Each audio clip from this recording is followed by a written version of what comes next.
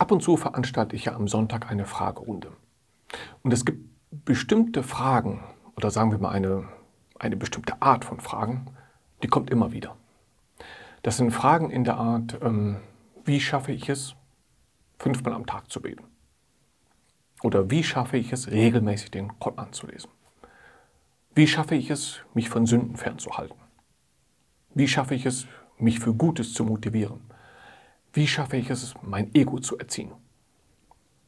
Das sind dann immer so kurze Fragen und ich habe das Gefühl, man hofft dann auf eine leichte Antwort, auf irgendwie so einen Trick, einen Schalter, den man umlegt und dann schafft man das plötzlich, 5-mal am Tag zu beten oder sein Ego zu erziehen. Und das wäre natürlich genial. Denn was sind all diese Fragen kombiniert? Was ist jemand, der es schafft, 5-mal am Tag zu beten, regelmäßig den Koran zu lesen, sich von Sünden fernzuhalten, viel Gutes zu tun, sein Ego zu erziehen? Was ist so jemand? Das ist doch jemand, der inshallah mit Allahs Erlaubnis ins Paradies eingeht.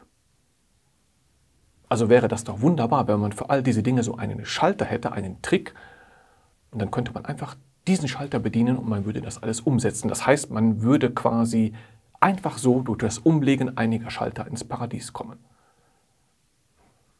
Ganz so leicht ist die Sache natürlich nicht. Worauf gehen denn diese Fragen zurück? Woher kommen sie eigentlich? Eigentlich gehen die zurück auf 2 Kräfte, die an dem Menschen zerren. 2 Bedürfnisse, die er versucht zu befriedigen. Der Mensch besteht aus 2 Dingen, einmal einem Körper und einer Seele. Jeder Mensch. Und diese beiden, Körper und Seele, haben sehr unterschiedliche Bedürfnisse. All diese Dinge sind zurückzuführen auf 2 Kräfte in einem Menschen. Die eine Kraft, die geht vom Körper aus, das nennt man manchmal den inneren Schweinehund oder wir vielleicht auch die Nafs. Und die andere Kraft geht von der Seele aus. Und beide, Körper und Seele, haben ihre Bedürfnisse. Und beide verhungern auch, wenn diese Bedürfnisse nicht gestillt werden. Nur das sind sehr unterschiedliche Bedürfnisse. Bei der Seele ist das beispielsweise das Gebet, das Lesen des Korans, das Gedenken Allahs, Gutes zu tun, zu fasten. All das sind Bedürfnisse der Seele. Damit werden die Bedürfnisse der Seele gestillt. Der Körper kann damit nichts anfangen. Der Körper hat ganz andere Bedürfnisse. Sauerstoff, Essen und Trinken. Das, was zwischen Mann und Frau passiert. Aber auch andere Dinge, allgemein alles, was das Leben so schön angenehm macht. Ruhm, Ansehen, Ehre, die Liebe zum Geld, Besitztümer. All das sind Bedürfnisse des Körpers. Und diese beiden zerren quasi an einem Menschen. Der Körper hat Hunger und die Seele hat Hunger. Und der Islam ist gekommen, um beide zufriedenzustellen. Und zwar in einer Art, dass die jeweils andere Seite nicht darunter leidet. Dass die Seele zufrieden ist, ohne dass der Körper leidet. Und dass der Körper zufrieden ist, ohne dass die Seele darunter leidet. Dafür ist der Islam. Eine Sache wird sich niemals ändern.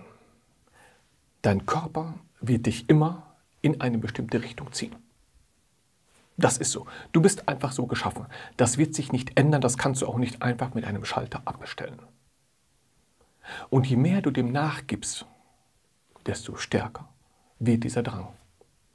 Und dasselbe auch umgekehrt. Und auch die Seele zieht dich in eine bestimmte Richtung. Und je mehr du dem nachgehst, desto stärker wird dieser Drang, desto stärker wird quasi auch deine Seele. Diese Fragen kommen oft am Anfang, wenn einem das noch sehr, sehr schwer fällt. Die 5 Gebete oder das regelmäßige Lesen des Korans. Und das ist relativ normal. Denn diese Dinge werden trainiert mit der Zeit. Je mehr du dem Körper nachgibst, desto stärker wird er, wie im Training. Und dasselbe ist auch mit der Seele der Fall.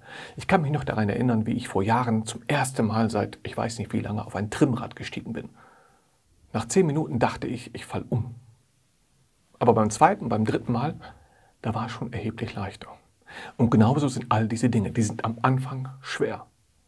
Aber je mehr man sie tut, je mehr man sich daran gewöhnt, desto leichter werden sie, genau wie im Training. Insofern ist die Antwort vielleicht doch einfach. Wie schaffe ich es, regelmäßig zu beten? Indem du anfängst. Wie schaffe ich es, regelmäßig den Koran zu lesen? Indem du anfängst. Wie schaffe ich es, mein Ego zu erziehen? Indem du anfängst. Und mit jedem Schritt wird es leichter und leichter. Einen Trick gibt es insofern nicht. Aber es gibt einen Weg, den man beschreiten kann. Wer setzt sich für dich ein, wenn du diskriminiert wirst? Wir tun das. Und wir können das, weil wir Mitglieder haben. Und deswegen werde auch du Mitglied, damit wir dir helfen können. Link ist in der Videobeschreibung. Draufklicken, es dauert keine 2 Minuten und Kinder kostenfrei mit anmelden.